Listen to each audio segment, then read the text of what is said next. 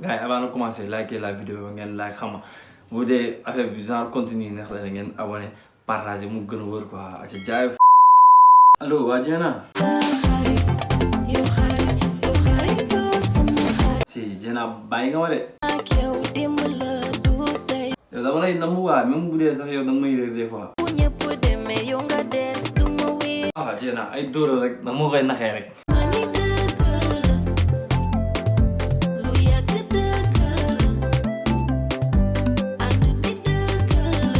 Diena man la question que je me posé mooy man la moo tax ma nekk sa xarit genre daa am lu ma la defal wala daa am lu ma la waxal lu la arrangé ba tax nga jàppee ma xarit. ak yow damay cool ba temps bi day gaaw. ah Diena loolu neex naa dégg de ak lan. ah mais c'est normal comme gars yi ami lañ koy. kenn sañul toog ak yow di yàq sama der wala di wax ci man lu bon. Diena am nga si moom confiance da nga maa wóolu nii.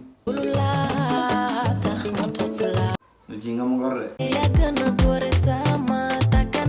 ah Diena loolu nu mu nekkee takkandeer nga xam ne day ànd ak yow chaque instant. ndax si biir lëndëm dooma daw dooma ree. ah wax nga dëgg nag lëndëm moom doo gis takkandeer. mais Diena dama wax amoo yeneen xarit de.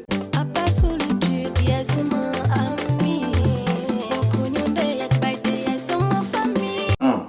kon de yàlla musal si cat ak làmmiñ ak wax ju bon te sàmm ñu suñu amitié waxal amiin.